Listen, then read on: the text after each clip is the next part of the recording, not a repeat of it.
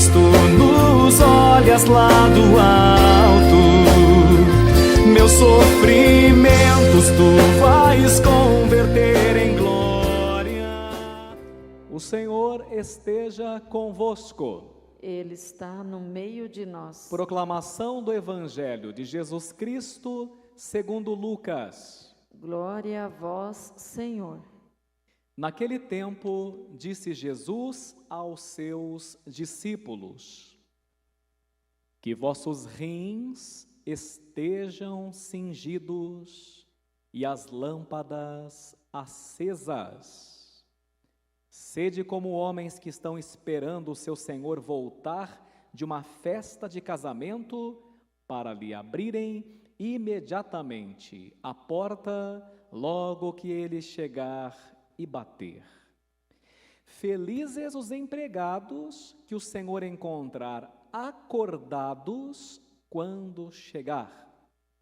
Em verdade eu vos digo, ele mesmo vai cingir-se, fazê-lo sentar-se à mesa e passando os servirá. E caso ele chegue à meia-noite ou às 3 da madrugada, felizes serão, se assim os encontrar. Palavra da salvação. Glória a vós, Senhor. Quando Jesus passar, quando Jesus passar, quando Jesus passar, eu quero estar no meu lugar. Comigo. Quando Jesus passar, quando Jesus passar, quando Jesus passar, eu quero estar no meu lugar. No meu telônio ou jogando a rede, sob a figueira ou a caminhar, buscando água pra minha sede, querendo ver meu Senhor passar com fé. Quando Jesus passar, quando Jesus passar, quando Jesus passar, eu quero estar no meu lugar. Quando Jesus passar, quando Jesus passar, quando Jesus passar, eu quero estar no meu lugar. Naquele tempo, disse Jesus aos seus discípulos: diga com o Padre que vossos rins estejam cingidos. Que vossos rins estejam cingidos. Para nós, homens e mulheres modernos, a gente pode não entender muito bem esse negócio dos rins cingidos. Então, no tempo dos apóstolos, as pessoas usavam, lá no Oriente ainda usa, um cordão igual esse aqui, ó. Então, o nosso cinegrafista, por favor, pode dar um close. Então, um cordão. Esse cordão aqui, estão vendo em casa? Esse cordão aqui chama-se cíngulo. Cíngulo. Por que ele chama cíngulo? Porque ele cinge. O que significa? Ele cinge o quê? Ele cinge os rins, né? Então, esse cordão é usado, e era usado, pelos homens que usavam túnica. Então, ainda hoje na liturgia o padre usa túnica. Por isso que, vou guardar aqui, por isso que eu estou rezando a missa para vocês, né? Não sei se vão conseguir enxergar, ó. Olha só. Deixa eu mostrar para a câmera, aqui, a turma de casa, estão vendo? Olha aqui, o que eu tenho aqui na minha barriga? Rins. Um pouco de gordura também, né? Mas rins, né? Tem os rins. Então, quando fala assim, que os vossos rins estejam cingidos. Por isso que o padre usa o símbolo, não é porque ele tem gosto, porque deu na cabeça dele, não é por causa disso. Agora, o que significa os rins cingidos? Muita coisa, muita coisa. Mas vou falar as duas principais.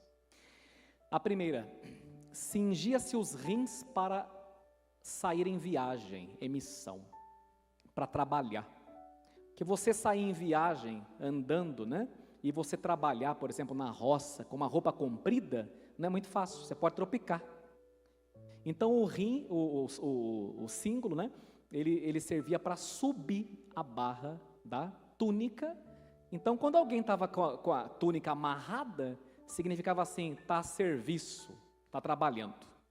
Entende? Então, quando fala assim que vossos rins estejam cingidos, sempre estejam servindo, não durmam no ponto, estejam sempre em missão, nunca relaxem na missão que Deus deu para você. Tenha os rins cingidos. Esse é o primeiro significado. Então, o símbolo, o rim cingido, quer dizer o quê? Em primeiro lugar, serviço. Então, é mais ou menos como quando você entra no seu carro ou no carro de alguém, né? E a primeira coisa que você faz, se for sensato, você entra no carro, o que você põe? O cinto. Por que você põe o cinto? Você vai falar, por segurança. Claro, mas por que você põe o cinto? Você põe o cinto se o carro estiver parado? Se o carro não vai sair do lugar? Obviamente que não. Então você põe o cinto quando você sai em viagem. Então o cinto moderno, né? O símbolo moderno é, por exemplo, o cinto de segurança, o cinto do carro, o cinto do avião. Atenção, o avião vai decolar. Todos apertem os seus cintos que vai começar a viagem, entende? Então esse é o significado. E eu falei que são muitos, agora o segundo, que eu vou falar só dois, né? Hoje não é aula de símbolo. Segundo significado. O povo do Antigo Testamento e um pouquinho do pedacinho do Novo acreditava que nos rins, viu? Nos rins, estavam as paixões, os desejos. Por isso que, e também os sentimentos.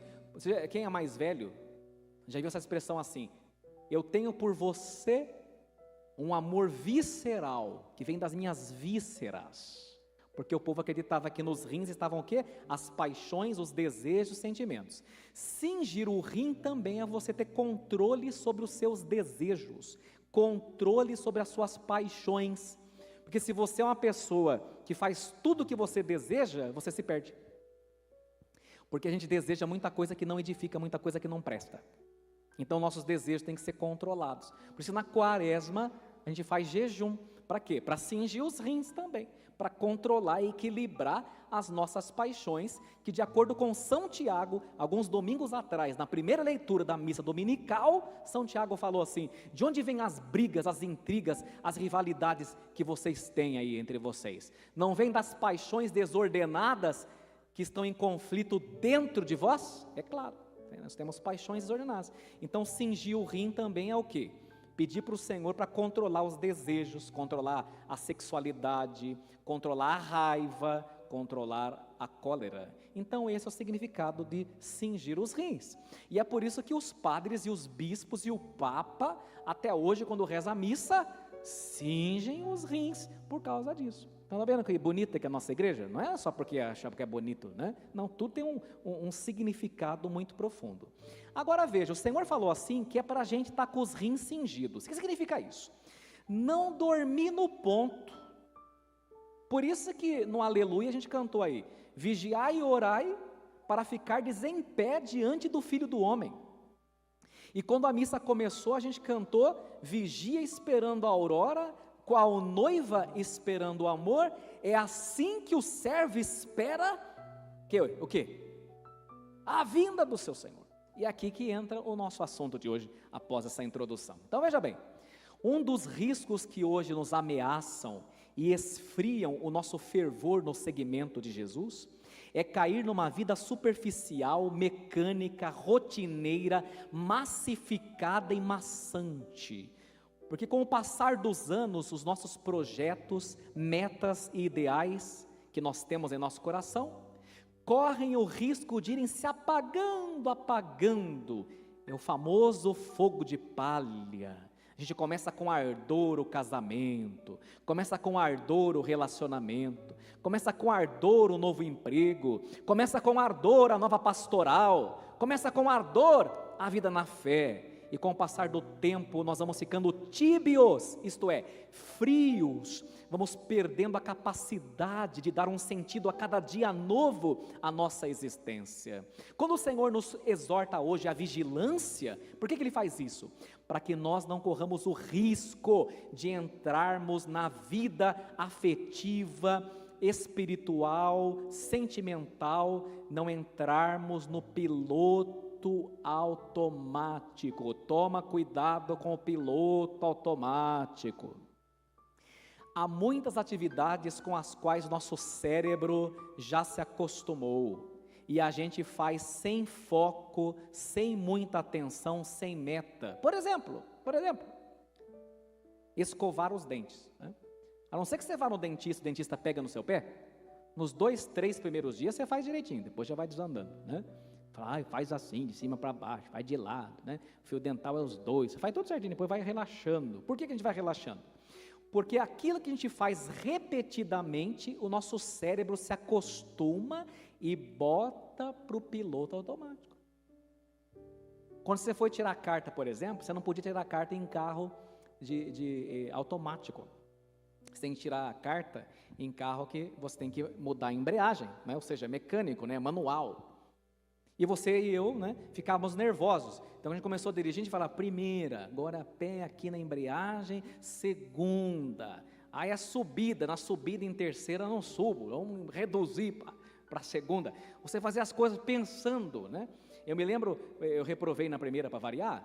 Na segunda, quando fui fazer a baliza, eu tinha que fazer um texto na minha cabeça. 2 para não sei do que lado, 3 para o outro lado, dá uma voltinha, dá uma piscadinha e vai. Eu tive que fazer um texto na minha cabeça para poder passar, né? Por pura misericórdia, eu passei. Agora você veja, são coisas que a gente faz tudo assim pensando. Quando você aprendeu a dirigir, você não pensa mais. Você está dirigindo primeira, segunda, nem sabe que marcha você está, você sabe que tem que pôr. Freia e põe o pé na embreagem. Por quê? O seu cérebro se acostumou com aquilo, e o que o seu cérebro fez? Ele levou para o piloto automático. Então, por exemplo, escovar o dente, dirigir, tomar banho.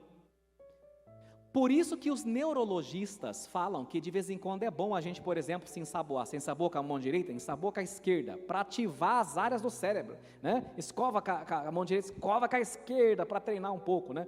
Por exemplo, estão falando agora, a turma está falando, sentir a água do chuveiro cair no seu corpo, porque a gente não sente mais nada, não sente ar, não sente cheiro de flor, não sente mais a brisa, não sente água quente caindo no corpo, porque nós fomos, desculpe falar, nós fomos virando zumbi. Tudo entrando em piloto automático. Agora, enquanto você escova o dente, dirige, toma banho sem pensar, até que vai. O problema é quando a gente começa a fazer as coisas importantes da vida no piloto automático. Quando a gente começa a cuidar da nossa esposa no piloto automático, do nosso filho no piloto automático. Quando eu que sou padre, né? Porque não é só você, viu? Para mim também, puxão de orelha. Quando eu que sou padre, começa a rezar a missa no piloto automático. Fala, hoje é, sei lá, quinta-feira, missa normal, já sei, decor. A igreja é tão sábia, gente, a nossa igreja, que ela exige que o padre reze a missa, nem que ele tenha 90 anos de idade, que ele reze a missa lendo aquele livro vermelho que está ali. Cinegrafista, por favor, lá na credência, chama Missal Romano, aquele livro vermelho ali, ó, tá vendo? Você pensa que o padre não sabe? Geralmente o padre sabe decor, não sei que mude o dia, né? Hoje mudou as orações iniciais, mas a oração eucarística o padre sabe, mas a igreja fala assim para o padre, não tira o olho desse livro, por quê? A igreja fala assim, não comece a fazer as coisas para Deus no piloto automático, sinta com a alma, com o coração e com a vida aquilo que você está fazendo, entende bem? Por isso que o padre não pode ficar falando da cabeça dele, vou falar da minha cabeça as coisas aqui, não, ele lê. Você pode ser engraçado, o padre está 15 anos rezando missa e fica olhando naquele livro. Não é por acaso. Porque nós temos a grande tendência a começar a tirar o coração das coisas que a gente faz. Quando a igreja fala assim para a gente, né? Passou diante do altar, faz assim. Passou diante de Santa Filomena, faz assim. O que a igreja está dizendo? Não entra no piloto automático.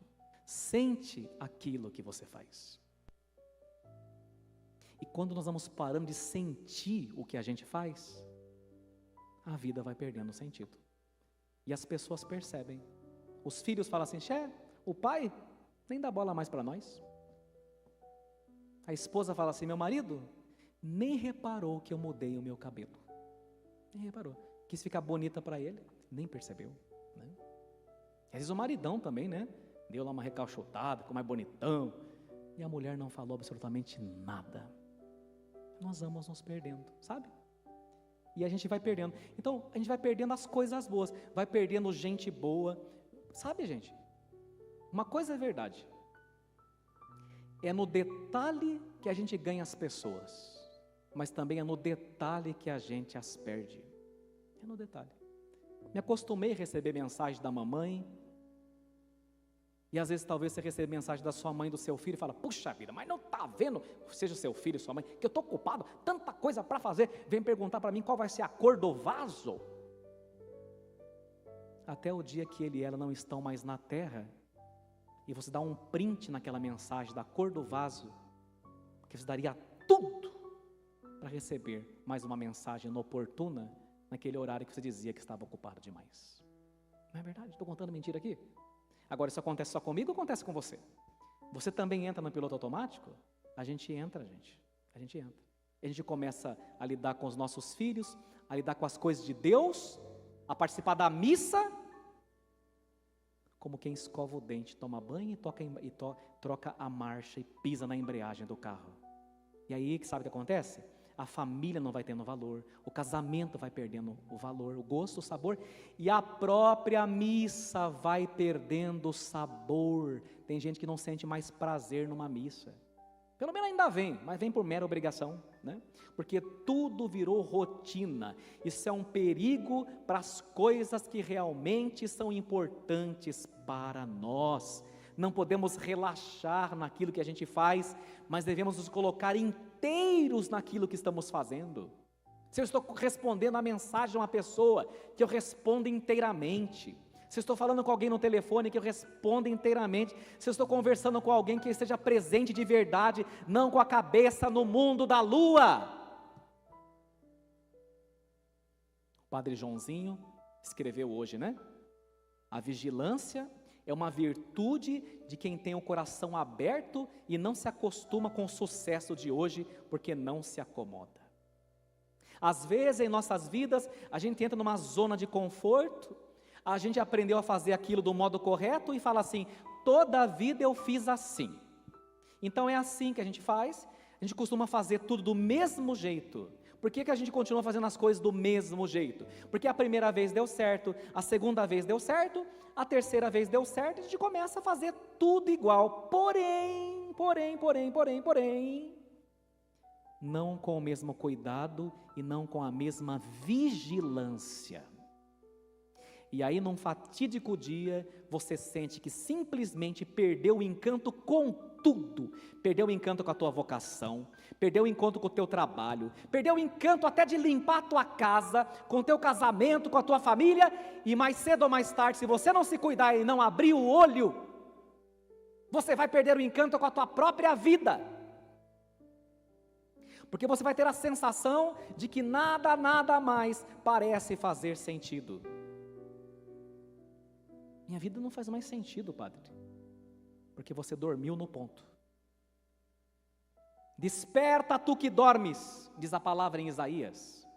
E é nesse momento, para a glória de Deus, onde mais nada parece fazer sentido, que nosso Senhor vem nos exortar à vigilância. O que é vigilância? Abrir os olhos e abrir a mente para tudo que Deus nos deu e nos perguntar honestamente: espera aí, o que é que eu estou fazendo na minha vida? Para onde é que eu estou indo? Acordar. Não sei se é com você, mas já aconteceu comigo de eu morar numa casa anterior, mudar de casa, morar na nova casa há 2, 3 anos, e quando eu vejo, estou dirigindo para a casa velha. Já aconteceu com vocês ou não? Comigo já aconteceu. O que é que eu estou fazendo indo para a casa antiga? Eu não moro mais aqui. Já aconteceu você dirigir no endereço, aí você fala assim: eu peguei esse caminho, por quê? Quando você fez isso, você entrou no piloto automático. Você não está vigiando, você está dormindo acordado. É isso que o Senhor está dizendo. Presta atenção, no que você está fazendo da sua vida. Preste atenção para onde você vai. Fale para Deus onde que você quer chegar. Então, em outras palavras, o Senhor nos chama a reviver o primeiro amor, a nos apaixonar de novo, a sentir sabor naquilo que estamos fazendo novamente, a reavivar a unção que um dia recebemos no nosso batismo. Trata-se de fazer o caminho de sempre, mas de um modo totalmente novo. E esse modo sempre novo e criativo de viver chama-se amar. O amor é criativo e nos salva da rotina. Por isso, em Cântico dos Cânticos, o noivo e a noiva, apaixonados, um diz para o outro assim, fala comigo, eu dormia. De novo, eu dormia. Mas meu coração velava. De novo, eu dormia. Mas meu coração velava. Quando você está em vigilância, na unção do Espírito Santo, sentindo sabor nas coisas que você faz, você dorme, mas seu coração vela, está em Cântico dos Cânticos. É essa vigilância que o Senhor nos pede hoje. Volta para o teu primeiro amor.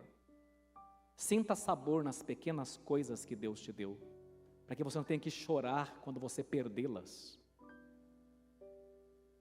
Para terminar, quando a Bíblia nos pede, fala com o Padre, cantai ao Senhor um cântico novo. Cantai ao Senhor um cântico novo. A Bíblia não está nos falando necessariamente de compor novas canções. Embora seja bom, né? Eu gosto também de compor. Mas a Bíblia não está falando para você compor novas canções, mas de você cantar as mesmas canções, fazer as mesmas orações, mas com um coração que seja totalmente novo. Porque de nada adianta a canção ser nova e a oração ser nova se o seu coração for velho. Quem tem um coração novo, vigilante, canta música velha de forma nova. Faz uma oração antiga de forma sempre nova. Vem na mesma missa de sempre, mas a missa sempre é nova, porque permitiu que Deus reavivasse nele e nela o primeiro amor. Cantai ao Senhor um cântico novo. Só quem tem um coração novo é capaz de fazê-lo. Peçamos, portanto, hoje essa graça ao Senhor, de cantar um cântico novo, de viver uma vida nova, de participar de uma missa sempre antiga e sempre nova, e sempre plenamente onde a gente está, sem ter a nossa cabeça no mundo da lua, apenas passando pela vida e deixando de viver. E quem não pensa, quem não está inteiro, por exemplo, quem não está inteiro na igreja, quem não está inteiro trabalhando, quem não está inteiro em nada, morre sem nunca ter vivido, só passou pela vida. Quando Jesus passa, quando Jesus passa, quando Jesus passar, eu quero estar no meu lugar. Quando Jesus passa, quando Jesus passa, quando Jesus passar, eu quero estar